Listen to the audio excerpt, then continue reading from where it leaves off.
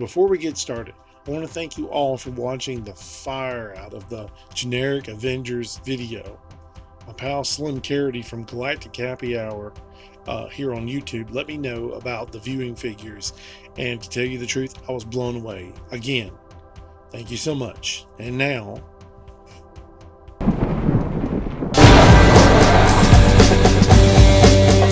coming to you from parts unknown, it's Vance Capley talking comics, graphic design, and art. Sit back and enjoy tonight's episode.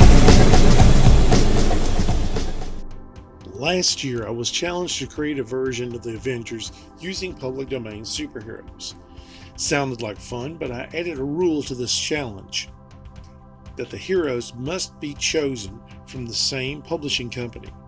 Last year when I did the Avengers, I chose heroes from Fox Features Syndicate. This year I'm sticking to that same rule.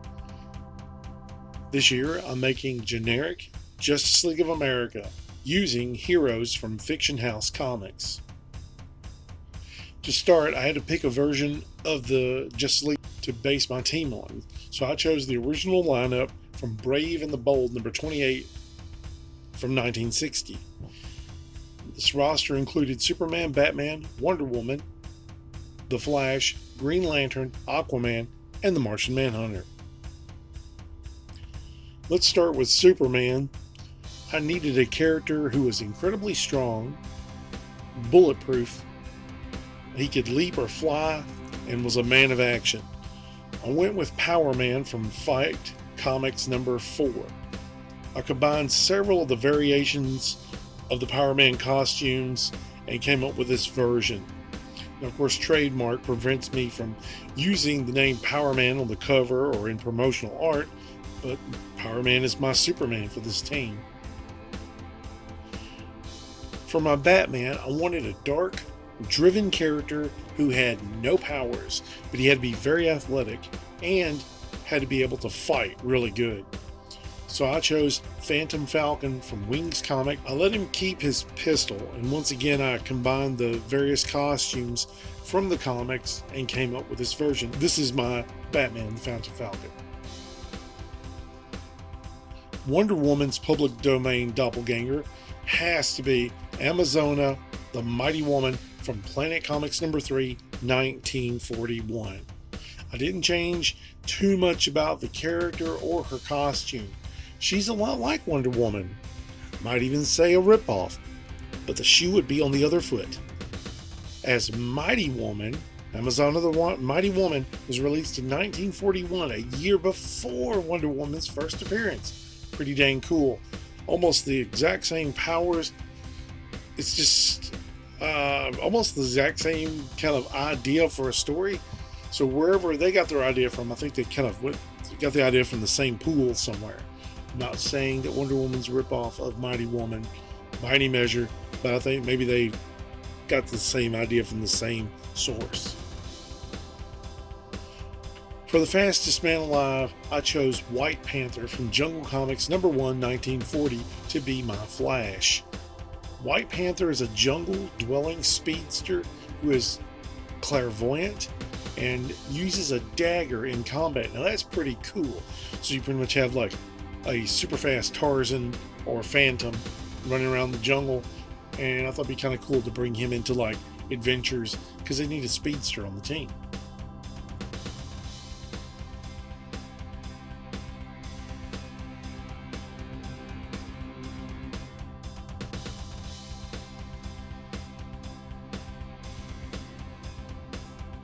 Aquaman was a little tougher to find an equivalent for, but the first stories of Kinks Mason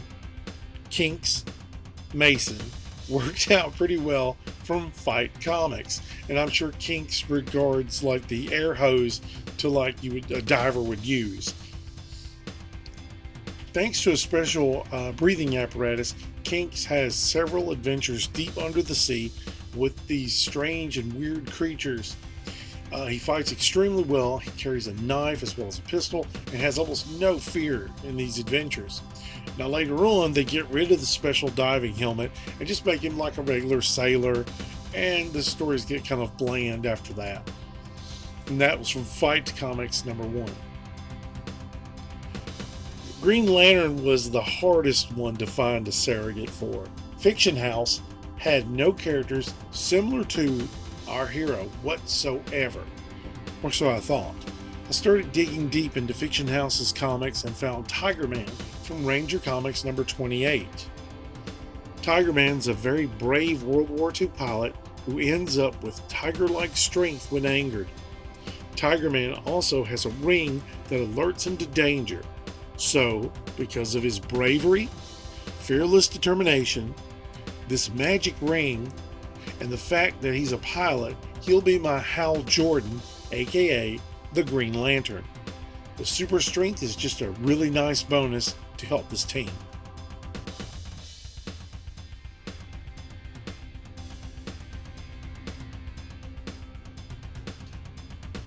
Martian Manhunter. I wanted to use a character called Man-O-War from Man-O-War #1. Heck, even his name, John Hunter, sounded great, but he didn't look too cool in the story. In fact, he was not really a hero in the story. I did like the Martians in the background, so I borrowed that, as well as this image from the cover of Planet Comics #72. So I combined them. I decided that he should be like a super strong flying warrior with a ray gun and a sword. Maybe have a device that could give him a human-like appearance while not fighting crime. For the team itself, I had to come up with a name. So I got the name from this issue of Rangers Comics. Introducing the Freedom Rangers, my generic JLA. I appreciate you all for watching. If you could, please like, share, subscribe. Share this video with your friends. Take care, and God bless.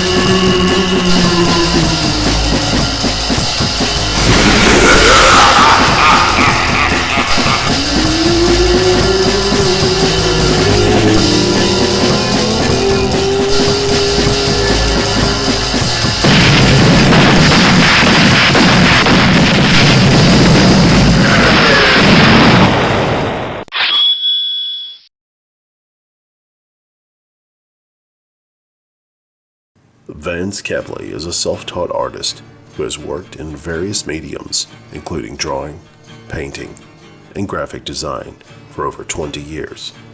He now has his designs here on TeePublic. Old school, unique, stylish.